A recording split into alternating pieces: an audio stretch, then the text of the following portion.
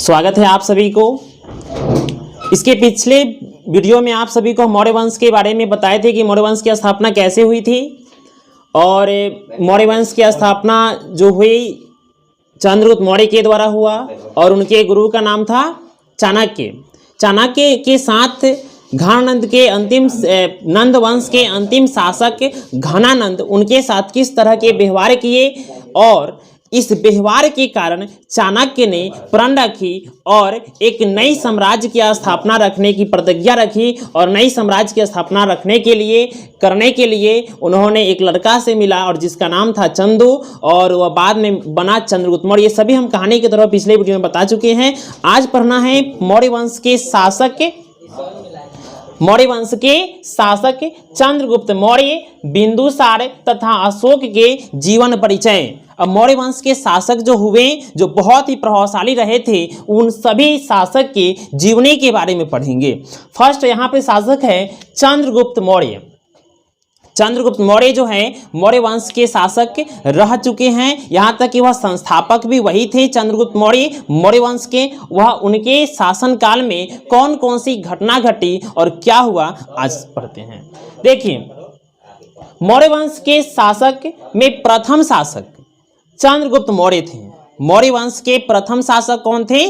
चंद्रगुप्त मौर्य थे। इनके द्वारा ही मौर्य वंश की स्थापना हुआ था। फिर समझेंगे, चंद्रगुप्त मौर्य मौर्य वंश के प्रथम शासक थे और इनके द्वारा ही मौर्य वंश की स्थापना हुई, इसलिए मौर्य वंश के संस्थापक चंद्रगुप्त मौर्य को कहा जाता है। आपसे यह क्वेश्चन पूछ सकता है कि चंद्रगुप्त मौर्य के द्वारा किस वंश की स्थापना हुई, तो मौर्य वंश की हुई। या पूछेगा आपसे मौर्य वंश के संस्थापक कौन थे, तो चंद्रगुप्त मौर्य थे। या पूछेगा आपसे मौर्य वंश के प्रथम शासक कौन थे, तो चंद्रगुप्त मौर्य थे। तो यह मौर्य वंश के संस्थापक थे। फर्स्ट टॉपिक कंप्लीट हुआ। सेकेंड है, इनके बचपन का नाम चंदू था। इनके बचपन का नाम चंदू था, जो वही चंदू उस लड़का को चाणक्य जो है अपने साथ ले आए और अपना शिष्य बनाकर एक प्रभावशाली शासक बनाए, जिनके द्वारा मौर्य वंश की स्थापना हुआ था। इन्हें सेंडोकोटस भी कहा जाता है। इन्हें क्या कहा जाता है? सेंडोकोटस। आपसे पूछ सकता है ऑब्जेक्टिव में कि मौर्य वंश के संस्थापक चंद्रगुप्त मौर्य को और किस नाम से जाना जाता है, तो उन्हें सेंडोकोटस के नाम से जाना जाता है। सेंडोकोटस नाम किस शासक का पड़ा, तो चंद्रगुप्त मौर्य का पड़ा। यानी चंद्रगुप्त मौर्य को और किस नाम से जाना जाता है, तो सेंडोकोटस के नाम से जाना जाता है। आगे टॉपिक है, इनके गुरु का नाम चाणक्य था। चंद्रगुप्त मौर्य के गुरु का नाम क्या था? चाणक्य था। या आप समझेंगे चाणक्य के बारे में। देखिए, चाणक्य जो है इनका दो और नाम है, विष्णुगुप्त और कौटिल्य। चाणक्य का दो और क्या नाम है? विष्णुगुप्त और कौटिल्य। जो किनके गुरु थे? तो मौर्य वंश के संस्थापक चंद्रगुप्त मौर्य के गुरु थे। चंद्रगुप्त मौर्य के गुरु का क्या नाम था? चाणक्य था। या चाणक्य के शिष्य कौन थे? तो चंद्रगुप्त मौर्य थे। और इनके बारे में थोड़ा और जान लीजिए कि चाणक्य जो है मौर्य वंश के और चंद्रगुप्त मौर्य के शासनकाल के समय जो है बहुत ही अच्छे प्रधानमंत्री के पद पर रह चुके हैं। प्रधान कह सकते हैं, पूरे सेना का, पूरे प्रशासनिक व्यवस्था, राजनीतिक व्यवस्था, आर्थिक व्यवस्था का लेखा जोखा जो है चाणक्य के द्वारा ही हो रहा था। और बहुत ही विद्वान व्यक्ति थे और इनके द्वारा एक पुस्तक भी लिखी गई जिसका नाम अर्थशास्त्र है। यानी अर्थशास्त्र पुस्तक किसके द्वारा लिखा गया? तो चाणक्य के द्वारा, जिसका संबंध किससे था? तो राजनीति से था। यानी आपसे यह ऑब्जेक्टिव बन सकता है कि चाणक्य के द्वारा लिखी गई पुस्तक अर्थशास्त्र का संबंध किस चीज से था? चाणक्य के द्वारा लिखी गई पुस्तक अर्थशास्त्र का संबंध किस चीज से था? तो राजनीति से था। तो चाणक्य कौन थे? तो मौर्य वंश के गुरु थे। अब समझेंगे आगे। देखिए, चंद्रगुप्त मौर्य जो है 25 वर्ष की उम्र में अपने गुरु की सहायता से नंद वंश के अंतिम शासक घनानंद को पराजित कर 322 ईसा पूर्व में मगध साम्राज्य की राजगद्दी पर बैठे। फिर समझे क्या? 25 वर्ष। यहां पर एक ऑब्जेक्टिव बन सकता है कि चंद्रगुप्त मौर्य किस उम्र में राजा बने, तो 25 वर्ष की उम्र बने।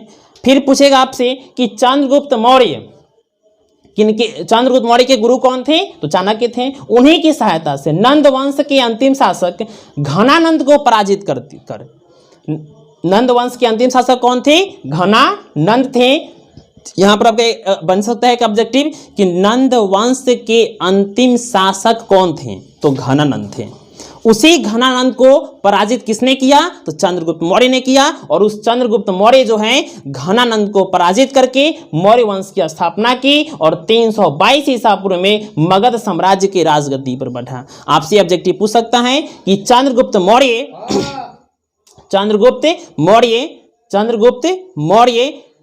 मगध साम्राज्य के राजगद्दी पर कब बैठा? चंद्रगुप्त मौर्य मगध साम्राज्य की राजगद्दी पर कब बैठा? तो 322 ईसा पूर्व में बैठा। और किस शासक को पराजित करके चंद्रगुप्त मौर्य किस शासक को पराजित करके मौर्य वंश की स्थापना की थी? तो वह घनानंद को पराजित करके जो है वो मौर्य वंश की स्थापना की थी।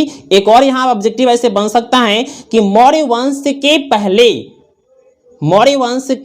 पहले किस वंश का शासक चल रहा था? तो मौर्य वंश के पहले नंद वंश का शासन चल रहा था। नंद वंश के अंतिम शासक घनानंद थे, जिन्हें पराजित किया किसने? चंद्रगुप्त मौर्य ने। और 322 ईसा पूर्व में मगध साम्राज्य की राजगद्दी पर बैठ गए। अब समझेंगे आगे क्या कि फिर 305 ईसा पूर्व में सिकंदर के सेनापति सेल्यूकस निकेटर भारत को जीतने के लिए आया। 305 ईसा पूर्व में सिकंदर के सेनापति। अब यहां एक ऑब्जेक्टिव और बन सकता है कि सेल्यूकस निकेटर भारत कब आया, भारत पर कब आक्रमण किया? तो 305 ईसा पूर्व में किया। और सेल्यूकस निकेटर किसका सेनापति था? तो सेल्यूकस निकेटर सिकंदर का सेनापति था। और वह 305 ईसा पूर्व में भारत को जीतने के लिए भारत पर आक्रमण किया। पर वह आया तो सही, पर वह चंद्रगुप्त मौर्य के से हार गया।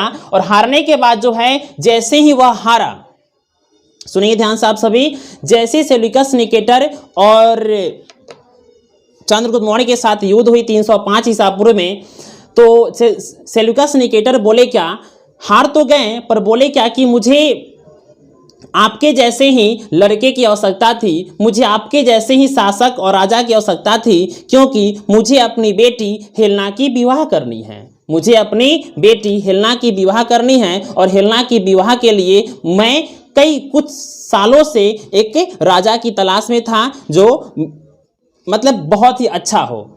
और इस बात को कह करके जो है सेल्यूकस निकेटर जो है अपनी बेटी हेलेना का विवाह करने की बात रखी और उनसे संधि भी की। पहले उनसे संधि की और संधि करने के बाद जो है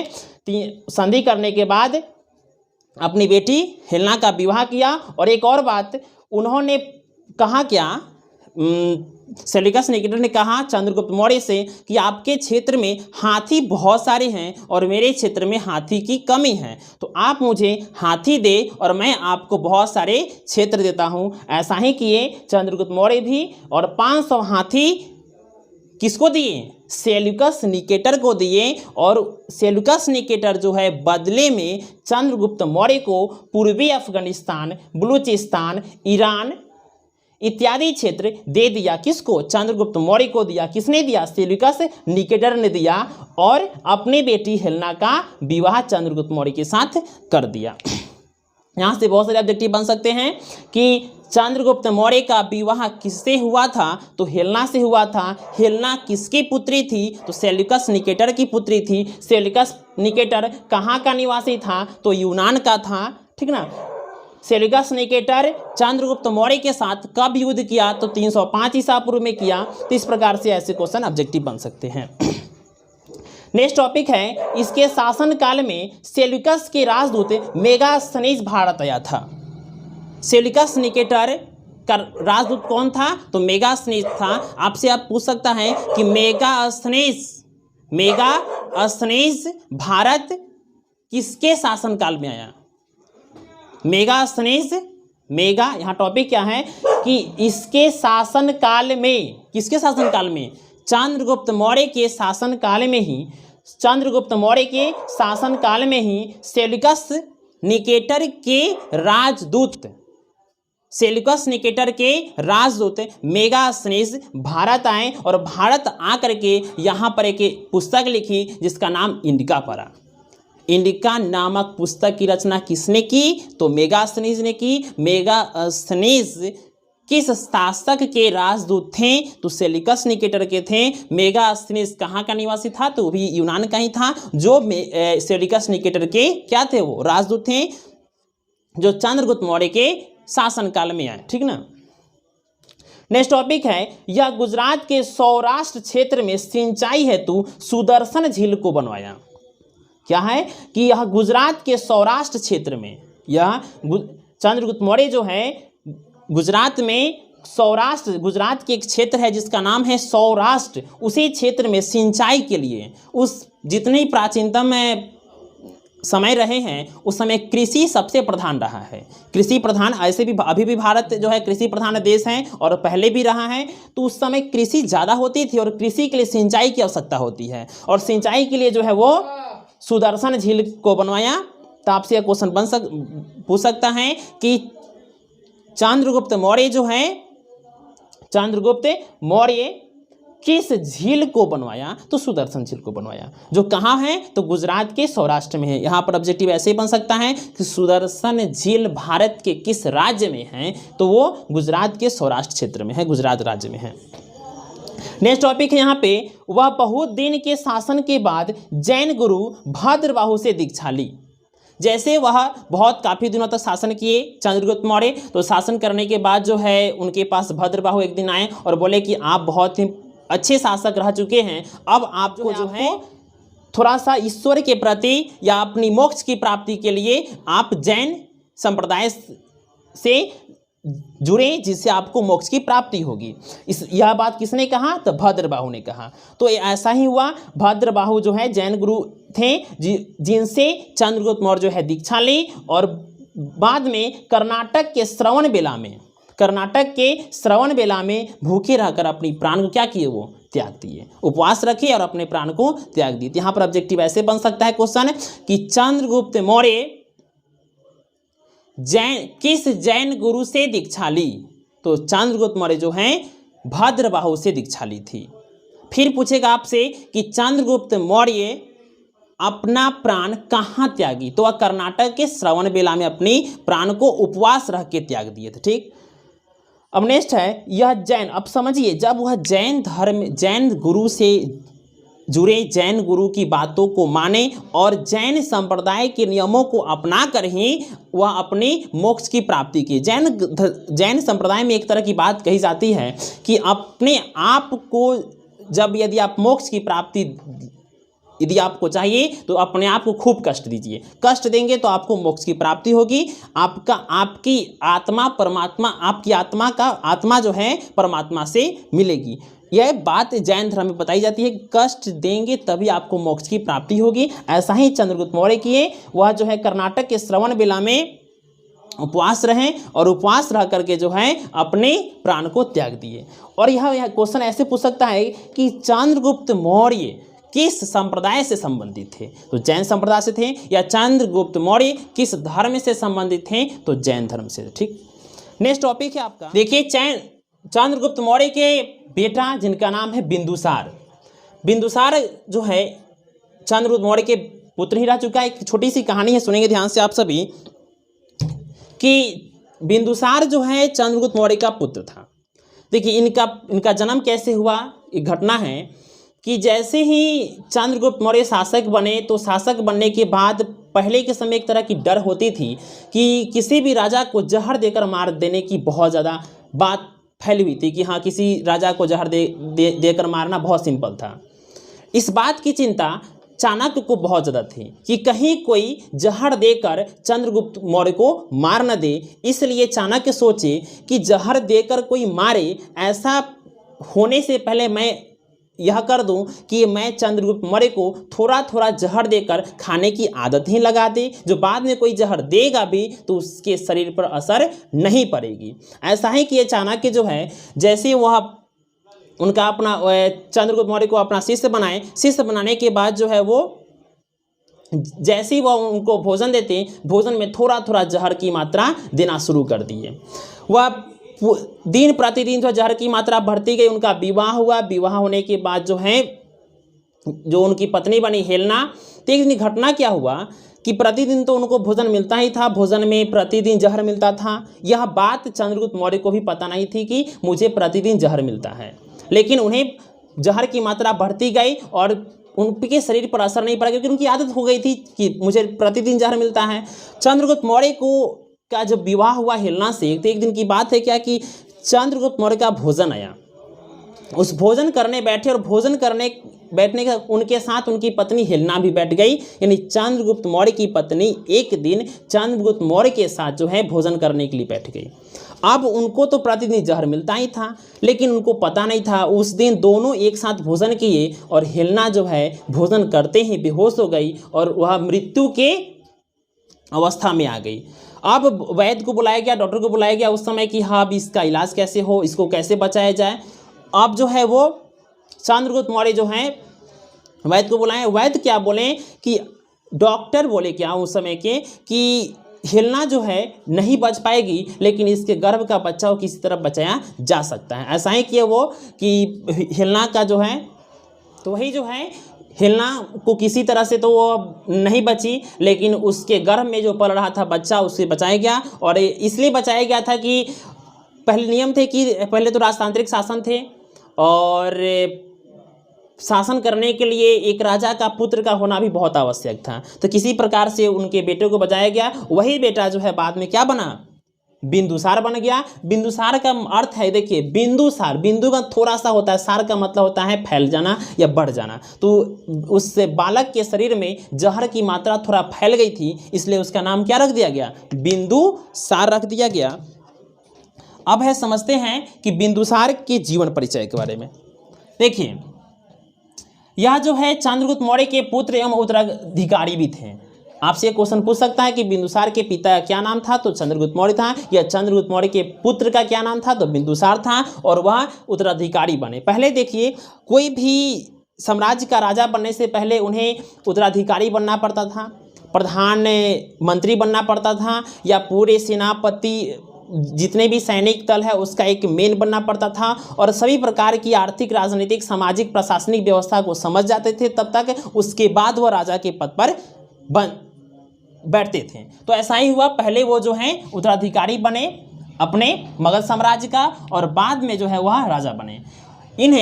इनका और अन्य नाम है बिंदुसार जी का। जैसे इन्हें यूनानी लेखक जो है अमित्रेचेटस कहते हैं।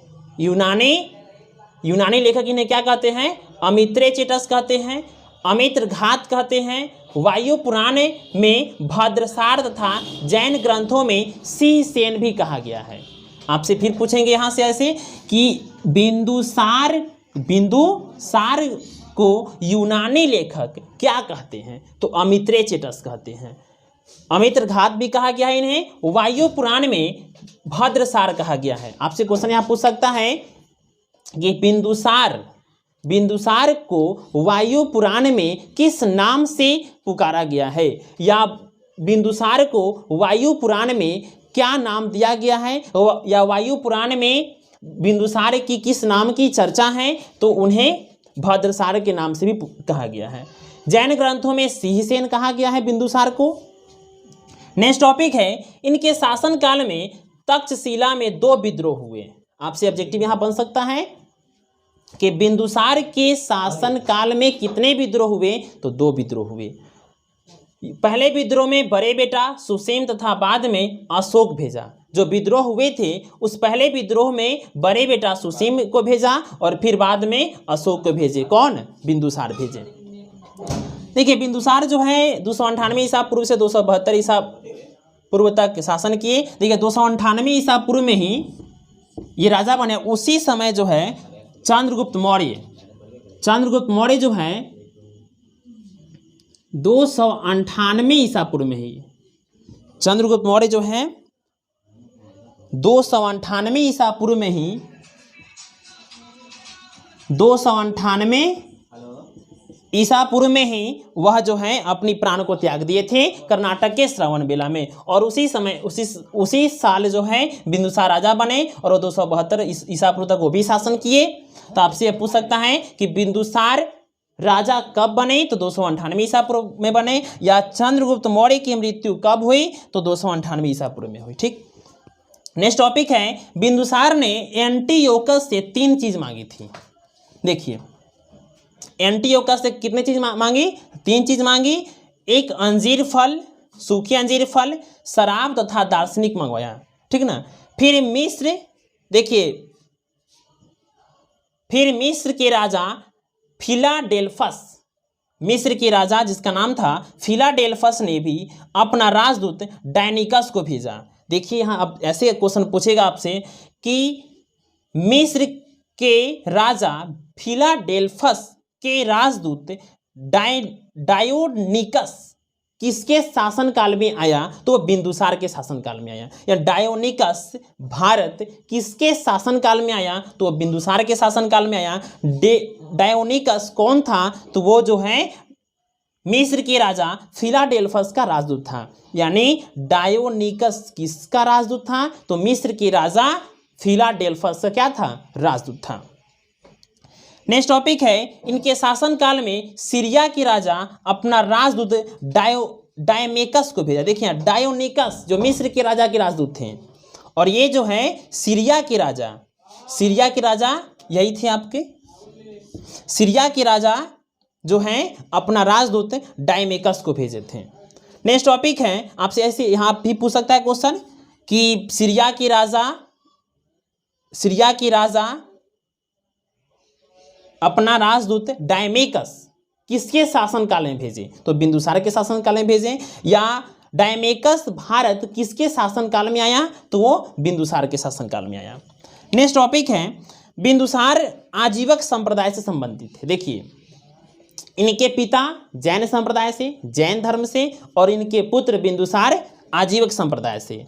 जब भद्रबाहु जैन गुरु भद्रबाहु जो है चंद्रगुप्त मौर्य को जब बुला कर ले गए उनकी मोक्ष की प्राप्ति के लिए, तो बिंदुसार पूछे कि पिताजी आप कहाँ जा रहे हैं, पर चंद्रगुप्त मौर्य पूरी बात जो है नहीं बताई। और जब उन्हें बाद में पता चला कि मेरे पिताजी को भद्रबाहु जो है बुला कर ले गए और उन्हें उपवास की रहने की शिक्षा दी, और वह उपवास रहकर अपने प्राण को क्या किए, त्याग दिए। इसलिए वह जैन संप्रदाय से नहीं जुड़े कि जिस संप्रदाय ने, जिस धर्म ने मेरे पिता को मार डाला, मैं उस संप्रदाय से नहीं जुड़ूंगा, ऐसा ही सोचे वह भी। और वह जो है बाद में आजीवक संप्रदाय से संबंधित थे, आजीवक संप्रदाय से जुड़ गए, और इनका मृत्यु 272 ईसा पूर्व में हो गया। यानी बिंदुसार का मृत्यु कब हुआ, 272 ईसा पूर्व में। नेक्स्ट शासक हैं मौर्य वंश के अशोक।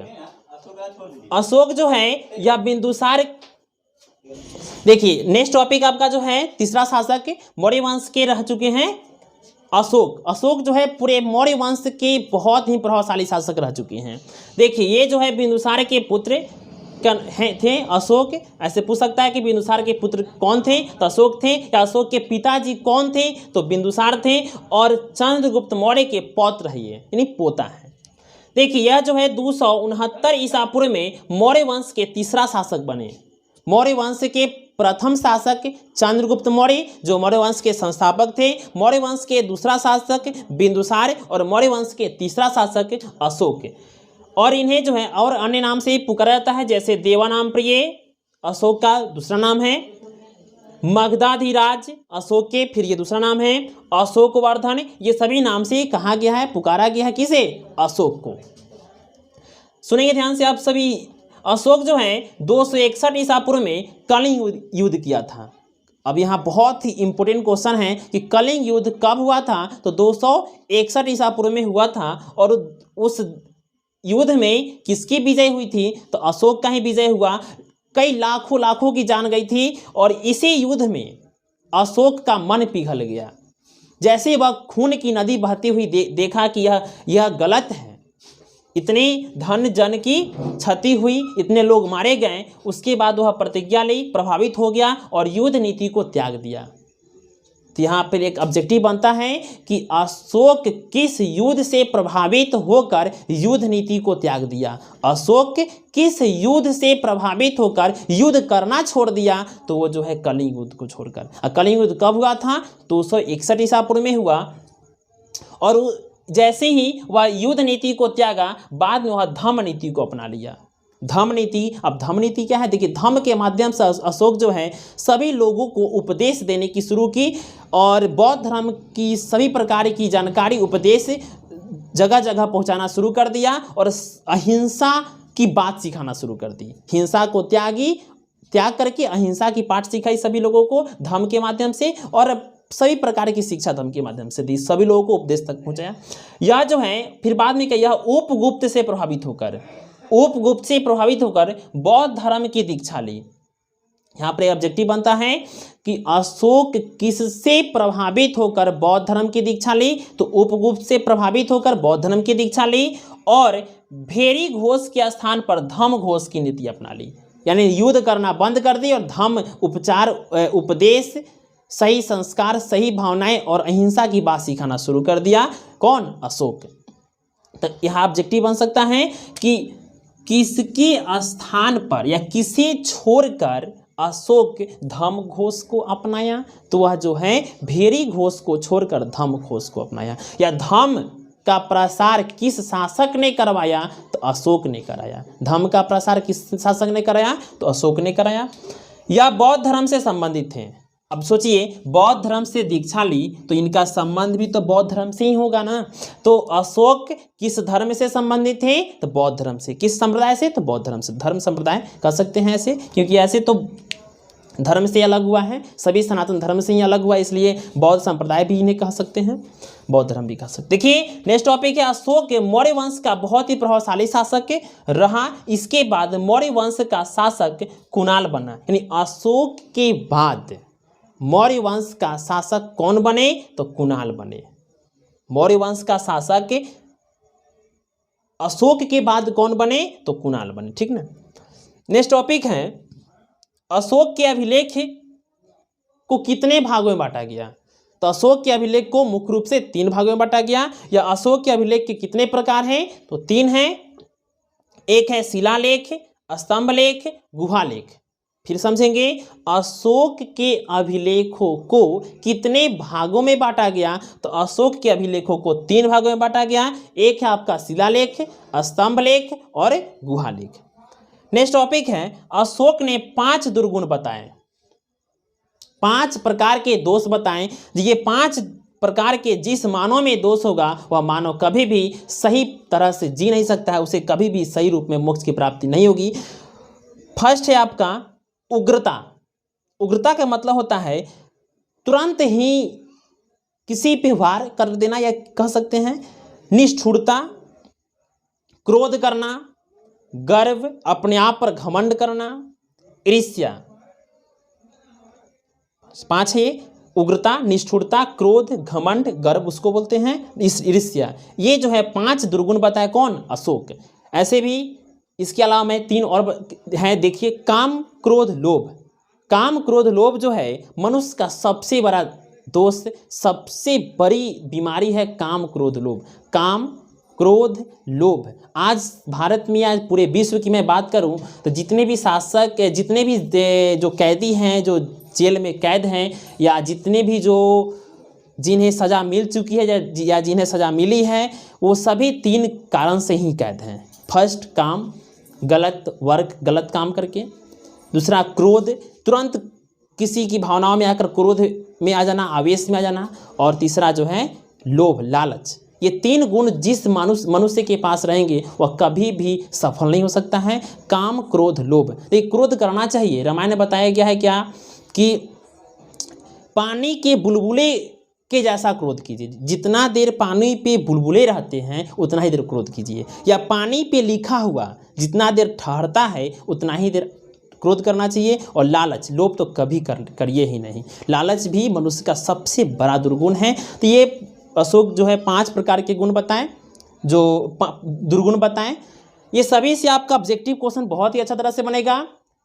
अशोक चंद्रगुप्त मौर्य के जीवनी से जितने भी ऑब्जेक्टिव बनेंगे, देखिए मौर्य वंश के संस्थापक कौन थे, तो ये थे। फिर इनके बचपन का नाम, इन्हें और क्या कहा गया, इनके गुरु कौन थे, ये सभी से आपके ऑब्जेक्टिव बनेंगे जो आप लोग बनाएंगे। सब्जेक्टिव भी बन सकता है आपसे क्वेश्चन कि चंद्रगुप्त मौर्य के जीवनी पर संक्षिप्त टिप्पणी लिखें। आप शुरू से एक एक उनका नाम, उनके बचपन का नाम, उनके गुरु का नाम, उन्हें और क्या कहा गया, वह किस उम्र में शासक बने और वह किस वंश को समाप्त करके किस वंश की स्थापना की, फिर किस शासक को हराया, कब राजगद्दी पर बैठे, फिर उन्हें किस शासक से युद्ध हुआ, युद्ध के बाद उनके साथ किस तरह उन्हें क्या क्या दिया गया, फिर वो क्या दिए, फिर उनका विवाह किससे हुआ, फिर इनके शासनकाल में कौन राजदूत आए, किसके राजदूत आए, और उसके बाद जो है किस झील की स्थापना किए, ये सभी बात लिखकर इनका जीवनी भी आप लिख सकते हैं। इसी प्रकार से बिंदुसार का जीवनी आप लिख सकते हैं, या इससे ऑब्जेक्टिव पहले बनाएंगे आप सभी टॉपिक से, उसके बाद सब्जेक्टिव बनाएंगे, या पहले सब्जेक्टिव बना ले, फिर इनका भी बनेगा कि यह किनके पुत्र थे, फिर उसके बाद इन्हें और किस नाम से जाना जाता है, इनके शासनकाल में कौन कौन से विद्रोह हुए, फिर यह कब से कब तक शासन किए, फिर उसके बाद यह 3 चीज किस शासक से मांगा, उनके नाम लिखें, तो ये भी क्वेश्चन बन सकता है। इनके शासनकाल में कौन कौन से राजदूत आए, कहाँ के थे, किस राजा के किस शासक के राजदूत थे, ये भी आपसे टॉपिक बन सकता है जो आप लोग बना लेंगे।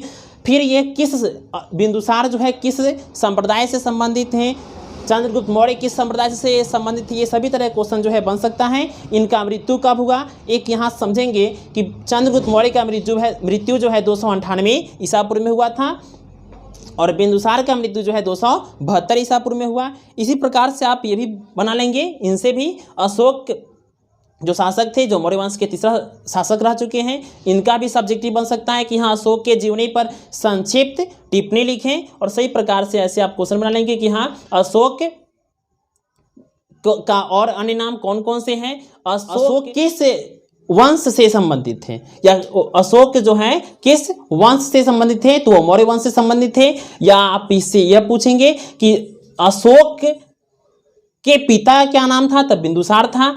अब समझेंगे कि कलिंग युद्ध कब हुआ, तो 261 में हुआ। कलिंग युद्ध में किसकी विजय हुई, तो अशोक की हुई। अशोक किस नीति को अपनाया, धम्म नीति को अपनाया। फिर अशोक किस धर्म से संबंधित थे, तो इस प्रकार सभी क्वेश्चन बन सकते हैं। नेक्स्ट क्वेश्चन बनेगा आपका, अशोक के अभिलेख को कितने भागों में बांटा गया, उसके नाम लिख सकते हैं। अशोक कितने प्रकार के दुर्गुण बताएं, सभी क्वेश्चन आप बनाएंगे। और उसके बाद जो है आपका टॉपिक है मौर्य वंश के प्रशासनिक व्यवस्था के बारे में बताएंगे। अशोक के अभिलेख, शिलाभिलेख के बारे में आपका चलेगा चर्चा अगले क्लास में। और इस तरह से आप सभी क्वेश्चन को बनाएं, घर पे पढ़ें और बढ़िया तरह से स्टडी करते रहें, क्योंकि इस तरह से स्टडी करते रहेंगे तो सफलता जरूर मिलेगी। और मुझे उम्मीद है कि आप लोग घर बैठे बैठे पढ़ ही रहे होंगे, और मुझे उम्मीद है कि मेरी जो आशा है वो जरूर पूरी होगी और आप लोग जरूर पढ़ते रहेंगे। ठीक है, तो